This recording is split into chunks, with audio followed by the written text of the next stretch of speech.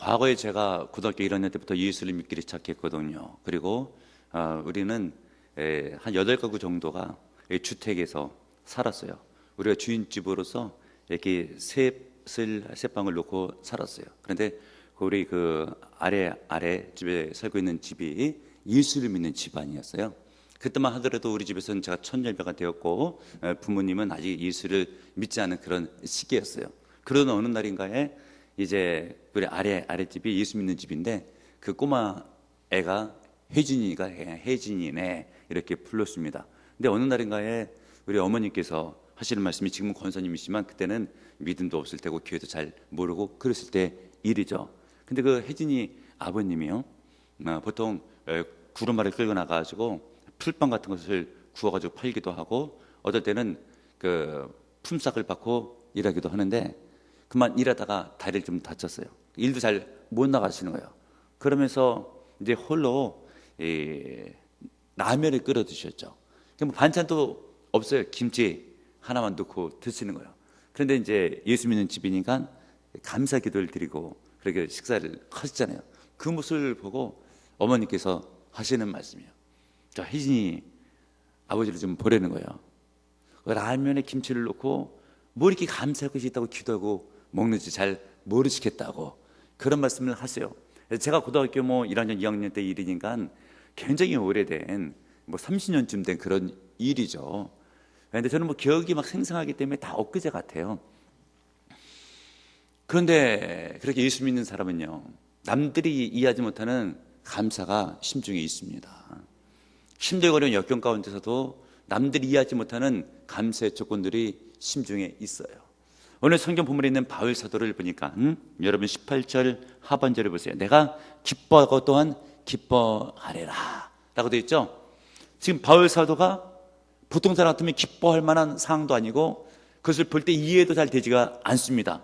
바울은 복음을 증거하다가 그런 죄 아닌 죄에 대한 명목으로 로마의 차가운 감옥 가운데 갇혀 있는 거예요. 만약에 우리 한번 생각해 보기를, 전도를 하다가 경찰서에 붙잡혀갔어요. 재판에 넘겨져서 구치소에 들어갔습니다. 그런 시기도 있죠. 그렇게 핍박의 시기 가운데서 복음을 증거하다가 감옥에 가게 되면 어떤 생각이 들겠습니까? 막 불평, 원망, 그런 생각이 들 수가 있어요. 내가 무슨 죄를 졌다고 나를 가두느냐? 하나님도 무심하지 내가 죄를 한다고 하는데 나 같은 사람을 가두느냐? 그렇게 불평할 수가 있어요. 근데 바울은 남이 알지 못하는 기쁨이 있습니다. 영적인 기쁨이에요. 예수 믿는 믿음 있는 사람에게만 느껴지는 영적 희열이에요. 예수를 여러분 제대로 믿어 보십시오. 세상이 감당하지 못하는 사람이 되고요, 세상이 알지 못하는 기쁨이 내 안에 넘쳐요. 상황이 어렵고 힘들어도 무관한 기쁨이 있습니다. 하늘의 기쁨은 그것을 능가하는 기쁨이기 때문에 하늘의 은혜를 세상 것이 침범하지 못합니다. 하늘의 것은 귀한 거예요. 엄청난 것입니다. 능력이 있습니다. 그런 기쁨이 바울의 심령 가운데 있으니까 감옥 안에서도 기뻐하는 거예요. 감옥에서 기뻐하는 이 바울의 믿음을 보세요. 무엇 때문에 기뻐했을까? 여러분 12절에 보세요. 이런 믿음이 있어야지 그럴 수가 있는 것이에요. 형제들아 라고 부르고 있죠. 빌립보 교회 믿음의 성도를 향해서 형제들아 라고 부르는 것이에요. 형제의식이 있었어요. 우리가 예수를 믿기 전에는 형제라고 하면 가족, 직계 가족에서 형제 자매 보통 그러잖아요. 믿음이 생겨서 예수 그리스도를 믿고 영접하게 되면 예수의 피로 하나님의 아버지로 모시고 한 지체로 한 공동체에서 교회 생활하면 다 형제예요. 다 식구입니다, 여러분. 심지어 육신의 혈연은 예수 믿지 않으면 영원토록 갈라져요. 그러나 여기 믿음의 한 지체들은 영원토록 천국에서 한 집에 사는 거예요. 우리는 형제예요. 그런데 예수를 믿으면서도 이런 형제의 의식이 많은 분들이 있고, 어떤 경우에 있어서는 그런 의식이 적은 분들도 있어요. 이런 의식이 없이 혈연적인 가족만 가족이라고 생각하시는 분들은 바울과 같은 기쁨을 모릅니다. 알 수가 없어요. 임할 수도 없습니다. 여러분들은 그 상황이 어려우면 어려운 가운데 불평하면서 사는 거예요. 그러나 바울 같은 형제의식이 있으면 이것이 큰 힘이 됩니다. 그리고 어려울 때 위로가 돼요. 바울이 감옥 안에 갇혔잖아요. 빌보에 있는 성도들이 바울을 걱정하잖아요. 염려해 주는 사람이 있잖아요. 위에서 기도해 주잖아요. 그것이 바울에게는 큰 힘이 되는 거예요. 여러분, 믿음의 권속들 굉장히 중요합니다. 형제의식을 가지셔야 돼요. 예수의 피로 한 가족이 된 겁니다. 교회를 다녀야지만이 알 수 있는 그런 의식이고 그런 믿음의 그런 철학과 사상이 되는 것이죠. 저희 누님 가운데서 셋째 누님은 미국에서 생활을 하고 계신데 교회를 다닌 적이 없으셔요. 그런데 결혼할 때는 교회에서 했어요. 왜냐하면 매형 집안이 그런 믿음의 집안이었기 때문에. 그런데도 불구하고 교회 안 다니곤 했다가 미국으로 건너가니까 여러분 교회를 다니더라고요. 그래서 전도 안 되고 예수 안 믿는 사람은 미국으로 보내버리세요. 예수를 믿고 교회를 다니게 되어 있습니다. 근데 그 가운데서 아들이 셋이 있는데 막내가 미국에 가자마자 발병했는데 백혈병이에요. 백혈병인데 도가 심해가지고 피 색깔이 붉은색이 아니고 거의 물 색깔이었대요. 거의 뭐 죽기 직전이죠. 한국에 있으면 거의 죽었대요. 그러면서 이제 이민 가서 교회에 출석하고 하는데 성도들이 그렇다고 하는 것이에요. 다들 헌혈을 해주겠다고. 너나 나나 할 것 없이 다들 헌혈을 하겠다고. 그때 오래전 일인데 또 아직도 생생하게 기억나는데 전화해서 떨리면서 그 목매이는 음성으로 너무 이게 교회 성도들이 고맙다는 거예요. 그러면서 결국은 하나님의 은혜 가운데 그 아이가 치료를 받고 건강이 회복됐습니다. 여러분, 교회가 그런 것이에요. 한 형제입니다. 힘들 때 도움이 되는 것이에요. 위로와 용기를 얻을 수 있는 거예요. 자살할 뻔한 사람도 교회 와서 힘을 얻고 새 인생이 됩니다. 세상에서 힘들고 어려울 때 교회에서 힘을 얻고 새로운 인생을 살아가는 거예요. 주일날 1시간 듣는 말씀, 한 말씀이 영혼을 살려요. 삶의 목적과 목표의식을 뚜렷이 하는 거예요. 쓰러졌던 심령이 일어나는 거예요. 교회가 그런 곳이에요. 여러분, 굉장히 중요한 곳입니다. 교회를 많이 사랑하셔야 돼요. 그리고 성도 간에 형제의식이 있어야 됩니다. 이런 형제의식은 전도할 때도 필요해요. 내가 복음을 증거해서 이 사람이 예수 그리스도를 믿고 영접하게 되면 예수의 식구가 되잖아요. 나하고 한 믿음의 형제가 되잖아요. 이분을 위해서 사랑을 베푸는 것이 무엇이 아깝겠습니까? 근데 형제의식이 없으면 피곤하면 안 해요. 가족을 위해서는 피곤하면 그래도 참고 생업에 종사해요. 왜요? 식구니까. 그런데 교회 성도들끼리 식구의식이 없으면 봉사할 이유도 별로 없고 전도할 이유는 더욱 없어요. 그러나 형제의식이 있다면 정말 육신의 피를 나는 그 형제보다도 예수의 피를 나는 믿음의 형제다. 그리고 지금은 저 사람이 예수 그리스도를 믿지 않지만 내가 복음을 증거해서 예수 그리스도를 영접하게 되면 한 식구가 된다 라는 의식이 있으면 무엇을 줘도 아깝지가 않고요. 그렇게 해서 만약 구원을 얻잖아요. 정말 자기가 낳은 육신의 자녀처럼 마음이 많이 가고 사랑이 많이 가게 되어 있습니다. 그래서 우리가 형제의식을 갖고 전도하면 전도가 더 잘 되고 또 전도 대상자하고 또 관계도 좋아지고 그 사람이 믿고 영접하게 되면 또 예수 안에서 좋은 돈독한 관계를 유지할 수가 있는 거예요. 말씀드린 것처럼 교회를 안 다니면 교회에 대해서 모릅니다. 왜 역경 가운데 말씀드린 것처럼 라면 끓여서 김치 한 조각 넣고 감사 기도를 왜 드리고 있는지 이해할 수가 없어요. 그러면서 저희 어머님은 이제 어느덧 예수를 믿고 교회를 다니기 시작했어요. 그러던가에 또 저한테 이런 한 말씀 하신 적이 있어요. 시장에서 장을 보시고 돌아오시는 길인데 어떤 남자분이 자전거를 이렇게 타고 가다가 전단지를 나눠주면서 전도를 하는 것이었어요. 예수를 믿으라고. 근데 우리 어머니한테 전단지를 나눠줄 때 10,000원짜리 한 장을 껴가지고, 오래전 일입니다. 큰 돈이에요. 예수를 믿으시라고 하는데 깜짝 놀랐다는 거야. 10,000원까지 주면서 전도하니까. 보통 있을 수 있을 만한 그런 일은 아니잖아요. 왜 그렇게 할 수가 있겠습니까? 실은 전도할 때 10,000원만 쓰겠습니까? 밥을 10번 사도 전도 안 되면 20번도 살 수가 있는 거죠. 더 많은 물질도 들어갈 수 있고 더 많은 시간도 들어갈 수가 있죠. 왜 그래요? 그 사람이 구원받으면 하나님의 자녀가 된다, 내 형제가 된다, 이런 생각이 있기 때문에 전도에 열심을 내는 거예요. 그리고 바울 사도는 감옥 안에 있으면서도 말씀드린 것처럼 빌립보교의 성도들이 있었기 때문에 나의 믿음의 형제들이 있다, 그들은 나를 사랑한다, 감옥에 있어도 힘이 되는 거예요. 여러분, 같이 교회를 다녀도요, 형제의식이 없으면 감옥에 가 있을 때 힘 받을 데가 없어요. 그러나 교회를 사랑하고 내가 형제를 사랑하고 많은 형제들이 나를 사랑하게 되면 이 사람은 외롭지를 않습니다. 힘들고 어려운 처지에 있어도 위로가 돼요. 용기가 됩니다. 세상 그 무엇과도 바꿀 수 없는 큰 재산이 되는 거예요. 교회가 중요합니다. 믿음의 권속이 중요한 거예요. 깨닫는 여러분들 되시길 바랍니다. 또 바울이 기뻐하는 이유가 있죠. 무엇이겠습니까? 여러분 12절을 보시길 바랍니다. 형제들아, 내가 당한 일이 도리어 복음 전파의 진전이 된 줄을 너희가 알기를 원하노라.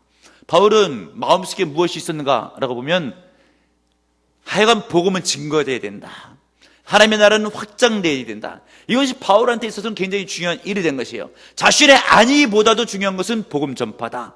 그런데 내가 감옥에 매인 일로 복음이 더 많이 증거되고 있으니 나는 기뻐할 수밖에 없다. 근데 자신의 안위를 무엇보다 중요하게 생각하는 사람은 감옥에 갇히게 되면 기뻐할 이유가 없어요. 내 처지가 좋지 않은데 기뻐할 이유가 무엇이 있겠습니까? 그러나 내 처지는 별로 중요하게 생각하지 않는다. 어찌해서든지 복음이 증거되고 어찌해서든지 많은 영혼이 구원을 받아야 된다, 하나님에게 우뚝 서야 된다, 이런 생각이 있는데 복음이 증거되고 있잖아요. 복음이 이제 진보적으로 나아가고 있잖아요. 그러면 바울 사도는 기뻐하고 또 기뻐하는 거예요. 인생의 목적 목표가 틀려요. 내 위주가 아니에요. 하나님 위주예요. 교회 위주예요. 복음 위주입니다. 바울의 기쁨을 누리면서 살기 위해서는 이런 마인드, 삶의 자세, 믿음의 철학이 필요하다는 것을 깨닫는 여러분들 되시길 바랍니다. 그럼 어떻게 해서 바울이 감옥에 갔는데 복음이 더 증거될 수가 있었을까? 여러분 13절을 보세요. 13절 여러분들이 읽겠습니다. 13절 시작. 이러므로 나의 매임이 그리스도 안에서 모든 시위대 안과 그 밖에 모든 사람에게 나타났으니. 아멘.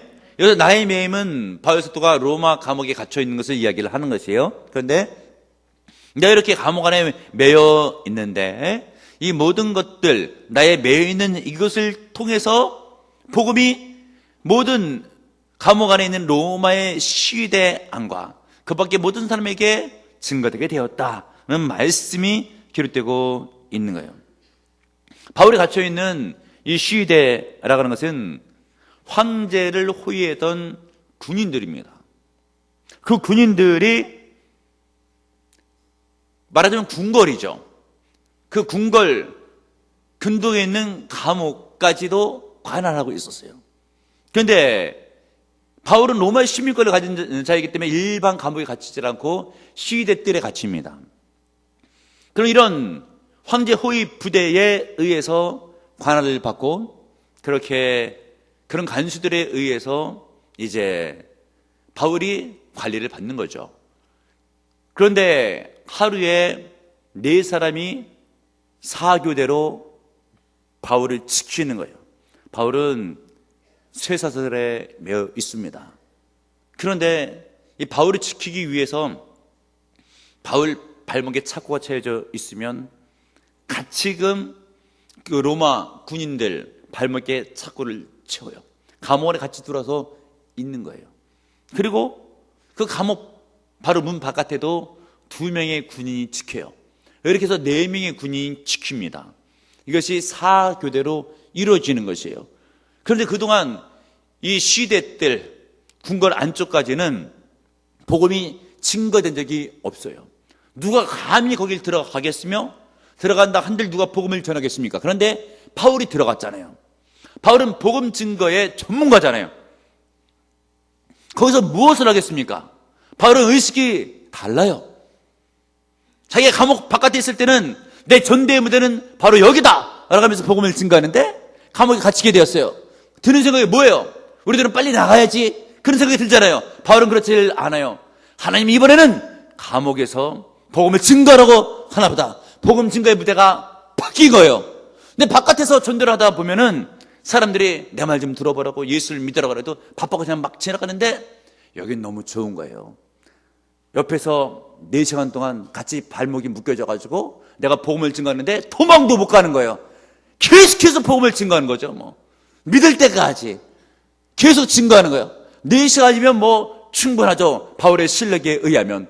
그렇다고 해가지고 바로 옆에 문 밖에 있는데 그 할매들은 뭐 안 들리나? 또 계속해서 증거를 해요.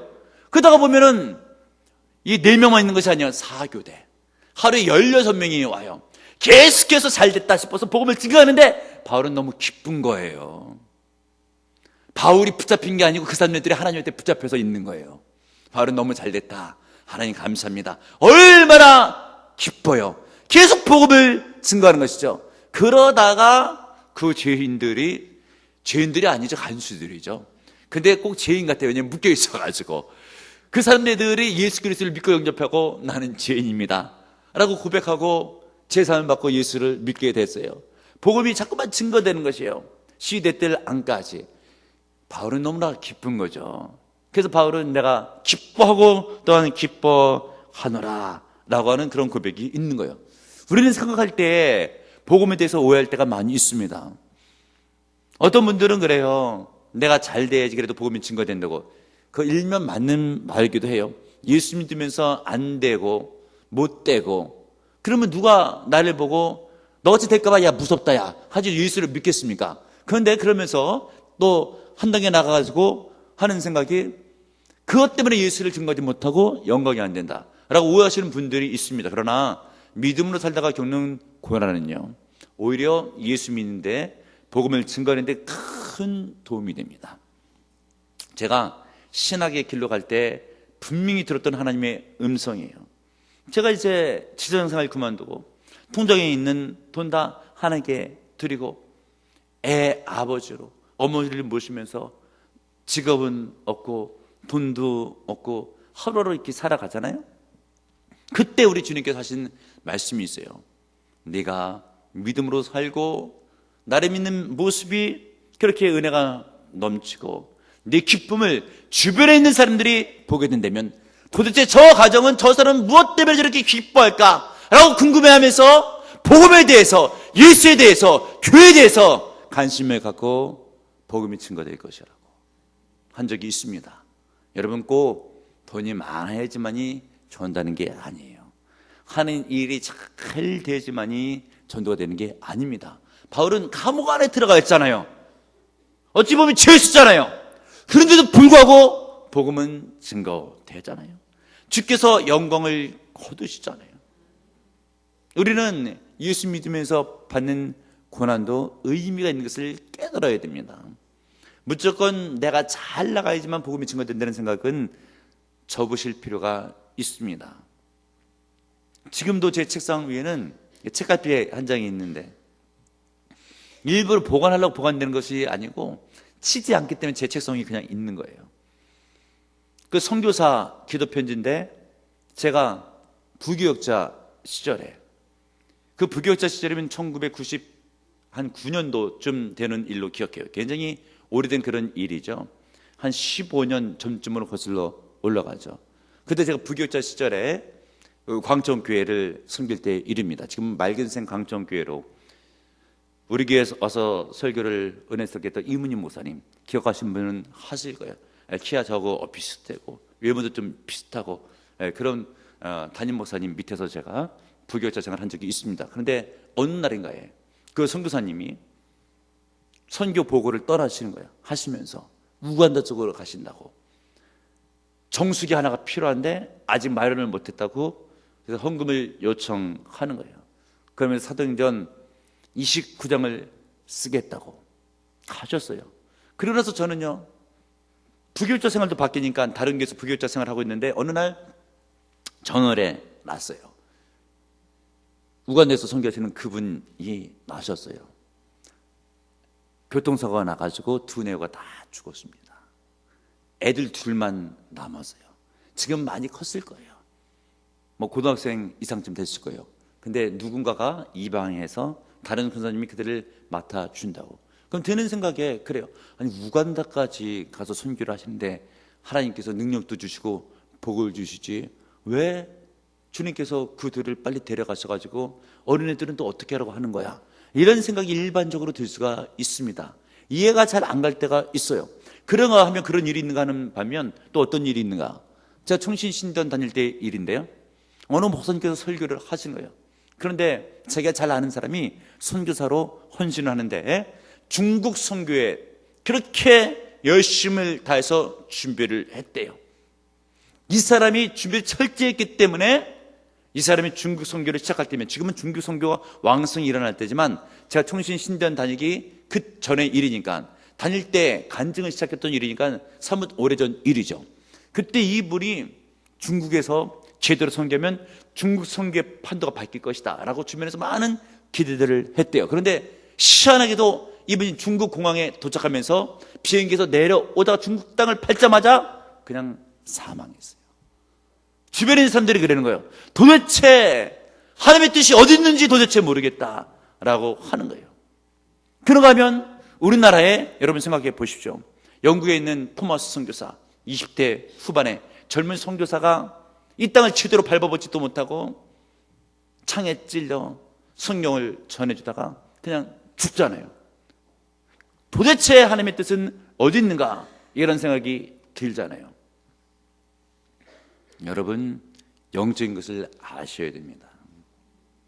우리 예수님께서 십자가에 못 박혀 죽으심으로 이 사건이 믿음과 관계가 멀고 구원과 관계가 먼 사건이 되는 것이 아니고, 예수님이 죽으심이 믿는 모든 자를 구원해내는 것처럼 준비된 깨끗한 영혼이 제물로서, 순교의 제물로서 첫 열매로 하나님께 그 땅에 드린 바 되게 되면 그 뒤에는 열매가 맺어지는 거예요. 흠없고 점없는 제물을 하나님께 첫 열매로 먼저 취하십니다. 그러면 그 뒤에 복음이 증거되는 겁니다. 이런 영적인 것을 모르면 하나님의 뜻을 이해할 수가 없어요. 믿음이 깊이가 없으면 불평이 나와요. 원망이 나옵니다. 실은 영적인 것을 모르는 교만이 하늘을 찌르는 일인데도 불구하고 자기가 맞다고 하는 거예요. 바뀐 뭐가 맞습니까, 여러분? 영적인 걸 깨달아 알아야 됩니다. 때로는 고난과 역경이 복음을 증거하는데 반드시 필요한 그런 하나님의 섭리와 역사가 된다는 것을 깨닫는 여러분들 되시길 바랍니다. 그리고 바울 사도가 이 복음에 대해서 메인바가 되고 복음 때문에 기뻐하고 이렇게 말할 수 있는 것은 우리가 본문을 통해서 알 수 있는 문장이 또 하나 있는데, 12절 하반절에 보게 되면 너희가 알기를 원하노라 라는 문장이 있죠. 당시 편지를 쓸 때 상투적으로 쓰는 그런 문구입니다. 우리가 예를 들면 요즘은 무슨 문구를 많이 쓰는지 잘 모르겠어요. 근데 과거에 우리 어린 시절에 보게 되면 편지 쓸 때 무슨 어머니 전상서, 뭐 부모님 전상서 등 쓰면서 중요한 말을 쓸 때 상투적으로 쓰는 용어들이 있어요. 아래올 말씀은 다름이 아니오라, 그렇게 보통 쓰죠. 그러면서 실컷 무슨 인사 말씀을 다 한 것 같고 안부를 전한 것 같아도 실은 그것은 별로 중요한 그런 의사전달이 아니고, 진짜 중요한 것은 다름이 아니오라. 이제 새 학기 시작되었사오니 등록금을 붙여주셨으면 너무나 감사하겠나이다 하면서 진짜 중요한 것을 그때 딱 써요. 상투적으로 쓰는 문구 가운데 자기의 의중을 담는 것이죠. 바울은 지금 상투적으로 쓰는 문구가 뭐예요? 너희가 알기를 원하노라 라고 이 문구에 바울은 무엇을 전달하기를 원했는가를 보게 되면 다른 게 아니에요. 복음 전파의 진전이 된 줄을 알기를 원하노라. 내가 감옥에 간 것, 내가 매이게 된 것은 복음 전파의 진전이 되었노라. 바울은 죽으나 깨나 살아 죽으나 복음에 매인 사람이에요. 여러분 무엇에 매였습니까? 목사님이 잘 돼야죠, 건강해야죠, 살이 좀 빠져야죠. 요새 좀 살이 쪄가지고. 여러분 뭐에 도대체 매여 있습니까? 한동안 구원하는데 매여 있어야죠. 그래야 바울의 기쁨이 내 기쁨이 되고 하늘의 능력이 내 능력이 되고 세상이 감당하지 못할 믿음의 사람이 되는 거예요. 바울의 기쁨이 이해가 가야 되고 그 기쁨이 내 심령 가운데 넘쳐 흘러야 됩니다. 환경을 초월하고 상황을 초월하는 기쁨. 이 땅을 살아가고 있으나 천국을 사는 것 같은 느낌과 감정. 경험해본 사람만이 알 수 있는 그런 감동이에요. 그리고 여러분, 바울이 지금 복음 전파가 진전되고 있다고 했죠. 어떻게 진전되고 있는가? 여러분 보십시오. 14절 읽어보세요. 14절 시작. 형제 중 다수가 나의 매임으로 말미암아 주 안에서 신뢰함으로 겁없이 하나님의 말씀을 더욱 담대히 전하게 되었느니라. 아멘. 지금 어떤 말씀이 증거되고 있어요? 바울 사도가 감옥에 가니까 주변에 있는 많은 사람들이 걱정을 한 거예요. 바울 사도가 갇히다니 라고 하면서 안타까워하고 있었겠죠. 그런데 바울 사도가 가르쳐 주는 거예요. 안타까워할 일이 아니라 하나님의 역사가 일어나고 있다. 감옥 안에서 성령의 역사가 일어나고 있다. 너희들이 알아야 된다. 내가 갇혀 있는 것 같지만은 실은 복음 증거를 위해서 하나님께 이렇게 계획해 놓아 준 하나님의 역사란다 라고 하면서 복음 증거에 대해서 계속해서 이야기를 해주고 있어요. 그러니까 이제 밖에 있는 사람들이 그런 소문을 듣고 드는 생각이, 바울이 감옥에 갔다고 우리가 안타까워할 일이 아니네. 하나님의 역사고 하나님의 계획이었고 하나님의 은혜가 임재하고 있네 라고 하면서 쉼을 얻고요, 오히려 용기를 얻고요, 우리도 복음 증거에 힘써야 되겠다 이런 생각을 가지고 바울이 로마 감옥 안에 있으니까 로마 교회에 있는 성도들도, 편지를 받아보고 있는 빌립보 교회 성도들도 열심히 복음을 증거하게 된 거예요.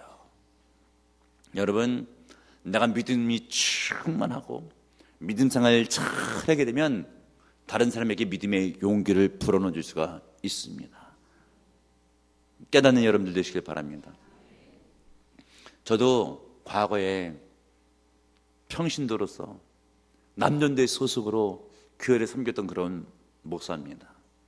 남전대 모임에 가면은 제가 일찍 결혼해가지고 26에 결혼을 했잖아요.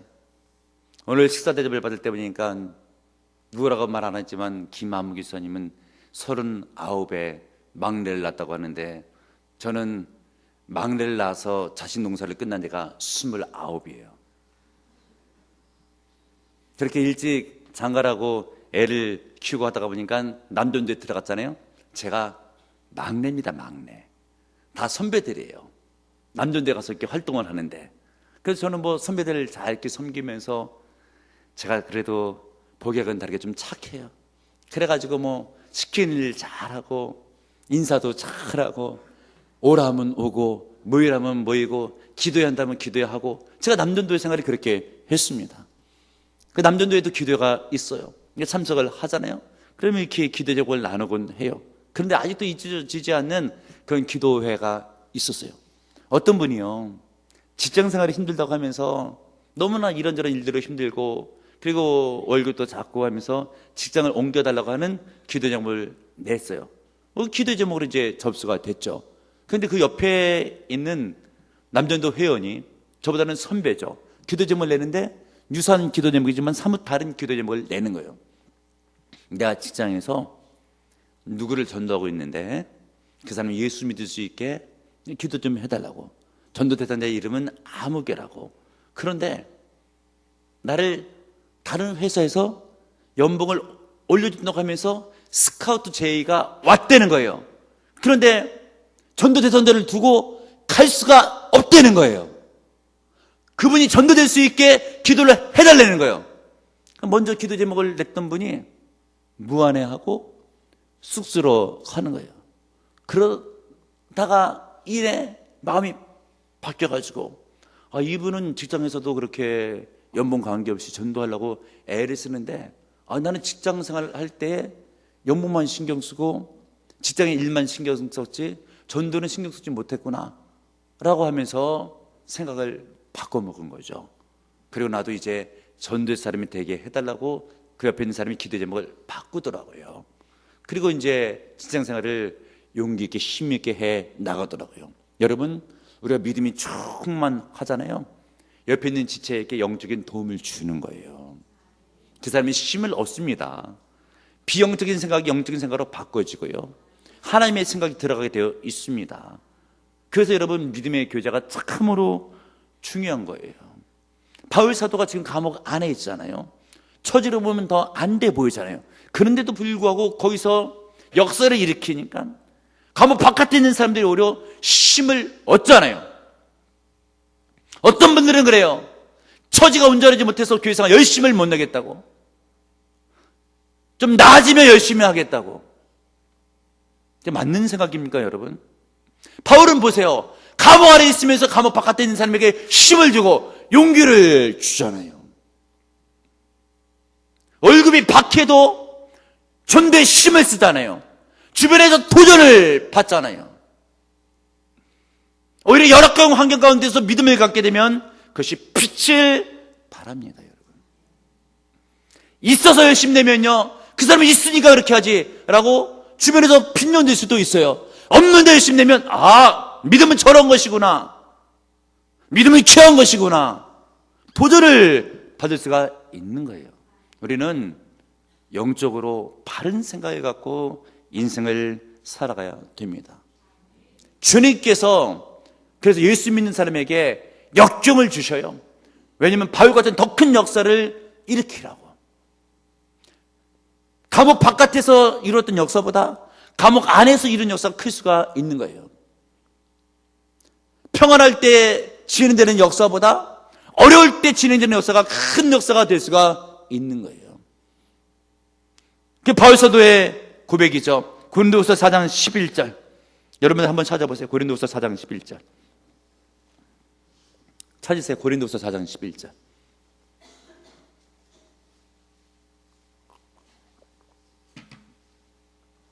읽겠습니다. 시작.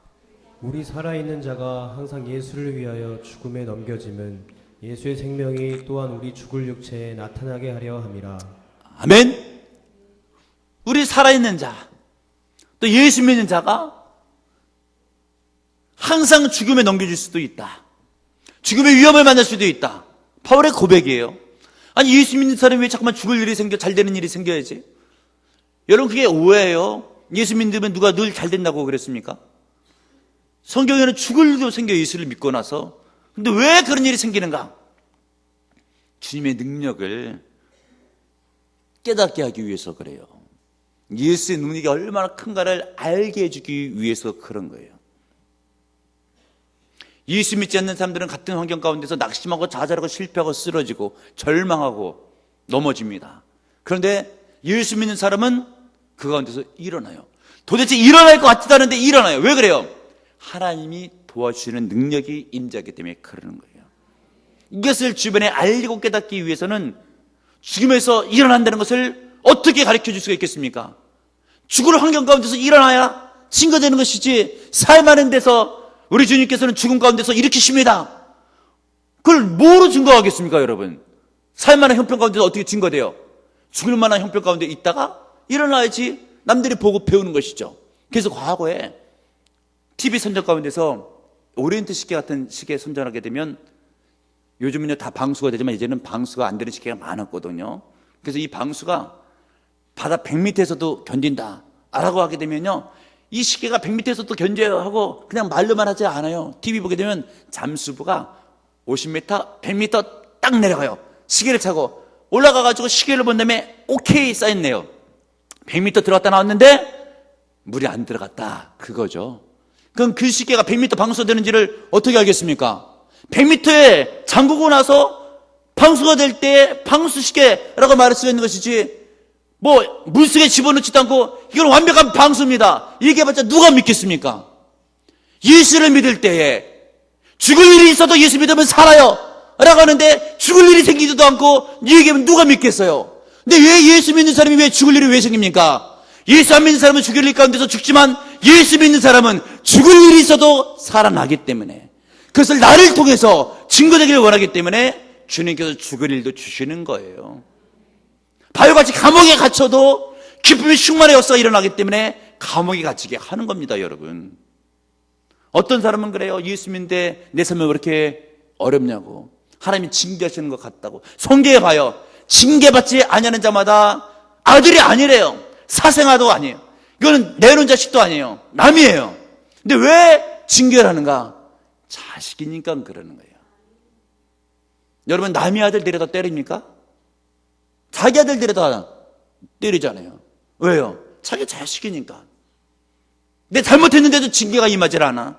하나님 자식이 아니잖아요, 그러면. 그런데 징계를 받아요. 왜요? 하나님의 자식이니까. 그럼 징계 아니었으면 좋겠습니까? 하나님의 자식이 아니었으면 좋겠어요? 근데도 불구하고 왜 징계하냐고. 자식 아니면 좋아요? 하나님의 자식이 맞으니까 징계가 임하죠. 감사해야 되는 거예요. 깨닫는 여러분들 되시길 바랍니다. 바울이 이렇게 감옥 안에 있으면서도 기뻐하고 기뻐하는 거예요. 모든 역경에 하나님의 뜻이 있었던 것이에요. 오히려 복음이 더 잘 증거될 수 있었던 것이죠. 그리고 감옥 안에서 그 바깥에 있는 사람에게 힘을 주고 용기를 주잖아요. 우리 예수 믿는 사람들은 잘 나가도 전도할 수가 있고요, 못 나가도 전도할 수가 있어요. 그리고 잘 나가도 기쁠 수가 있고요, 형편이 못 돼도 기쁠 수가 있습니다. 자칫 잘 나갈 때만 기뻐하면 그것은 잘 되기 때문에 기뻐하는 것일 수도 있어요. 그러나 힘들고 어려울 때 기뻐할 수 있으면 그것은 진짜 하나님의 기쁨과 은혜가 임하는 것이죠. 그것이 가능합니다. 믿음으로서 가능해요. 언제 어디서나 충만한 기쁨과 능력이 임할 수가 있습니다. 기도해서 나아지면 좋아지겠다라고 하지만 안 나아져도 실은 상관없습니다. 믿음이 크고 온전하면 상황과 무관해요. 깨닫는 여러분들 되시길 바랍니다. 큰 믿음으로 승리하시길 주님의 이름으로 축복합니다. 주님, 감옥 안에서 기뻐하는 바울의 믿음을 사모하고 바울의 기쁨을 사모합니다. 하나님께 주신 은혜와 기쁨은 모든 것을 초월해 임할 수 있는 하나님의 선물인 줄을 믿습니다. 나에게도 그런 기쁨과 은혜가 넘치는 줄을 믿습니다. 그렇게 되기 위해서 형제의식을 가지고 복음을 위해서 살며 영적인 목표의식이 뚜렷하여 승리하게 하소서. 역경 가운데서도 감사하며 복음을 증거하며 승리하게 하소서. 예수님의 이름으로 기도합나이다. 아멘.